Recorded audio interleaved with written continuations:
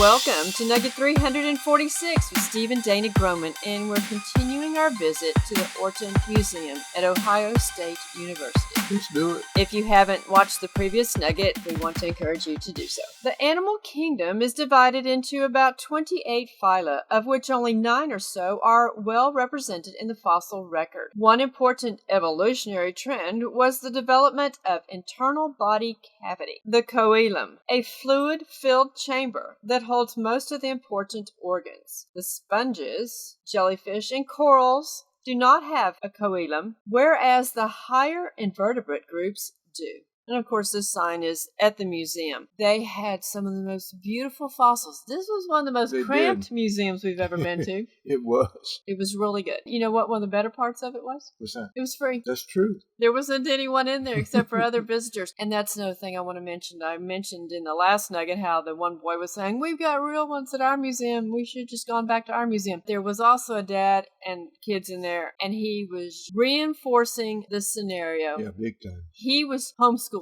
Absolutely. We all homeschool, whether we realize it or not. And it's just sad because that little boy's going to believe what his dad says. And his dad believed what his dad said, or he believed what his professor said. We have to be careful what we teach our children and is what we're teaching them biblically based. Right. Because I know we've been wrong on some things, and we've had to tell Paul, we're sorry. We did not know. As soon as we learned something that we found that we believed in error, we correct it with him. Yes, that's true. But also I want to say the dads have to get involved in this, in their education. There is a God-given order. The child believes what the dad says. I also had mentioned that Ohio has a lot of fossils. We have dug up trilobite fossils over near Toledo at a park. If you're ever in Toledo, I believe it's on the west side of town, there's a city park that you can dig up trilobite fossils. These are from West Carrollton, Ohio. This is from Mount Orab, Ohio. They're beautiful. The catastrophe place like that one shows also helps reinforce that the Bible is true, because there was a flood and it was a massive amount of water in a quick time frame, and many fossils, many animals of all kinds were buried in mass graves all at one time. And the evidence is there. We have the mechanism and we have the evidence. Oh, yeah, and it's not just trilobites, ground-dwelling, ocean-bottom creatures. It's all kind of things, mass amounts of it. We get into that in the meeting. Exactly, and we have rock-solid proof, which is a wonderful lesson if you're interested in geology and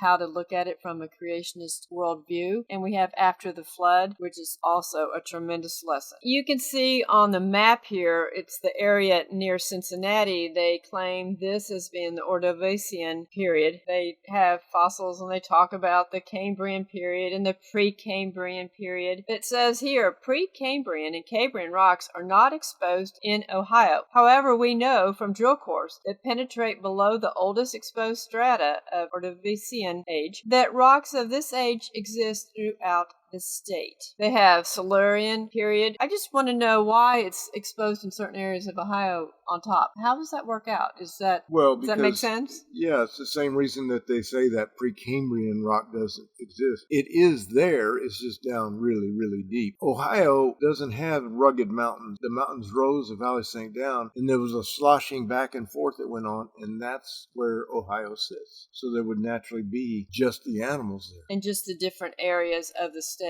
would be exposed. But we know it isn't. The time frames are nowhere near what they say. We know it's a matter of weeks or months. Correct. And that's why we've got the different areas exposed. They've got some Devonian rocks exposed in Ohio. The fossils are beautiful. They're so well preserved. They are well preserved. God just left it everywhere. The evidence is everywhere, just screaming what he did. The detail. How would this fossil, how would that last all these years, millions and millions of years, so beautifully preserved? It's almost hard to believe it existed or lasted 4,400 years. And then this one talked about the Mesozoic era. It just continues to reinforce what they're being taught there in this geology department. They don't know. Some of them do know, and they're teaching science falsely, so-called. And they had this display, as you can see how some of the things are very old school, the origin of rock types, and they talk about how that. But we can see in this some of the effects of the flood, how the fountains of the Great Deep broke up, and the volcanoes, that all that would have created a lot of the rocks and the earth that we see today. That's right. Be sure you are not led away by the teaching of those who have nothing worth saying and only plan to deceive you. That's what's going on in those museums. Exactly. That teaching is not from Christ. It is only human tradition and comes from the powers that influence this world. And that's what the saddest part about the whole thing.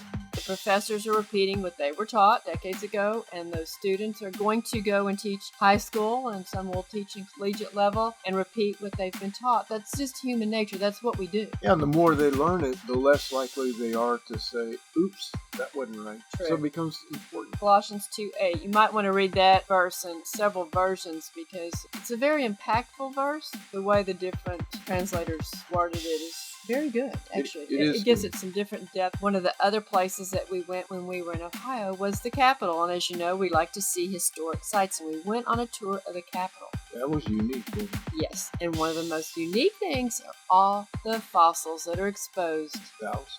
And we will show you that in the next nugget. If you appreciate our content, tell others and repost on your social platforms.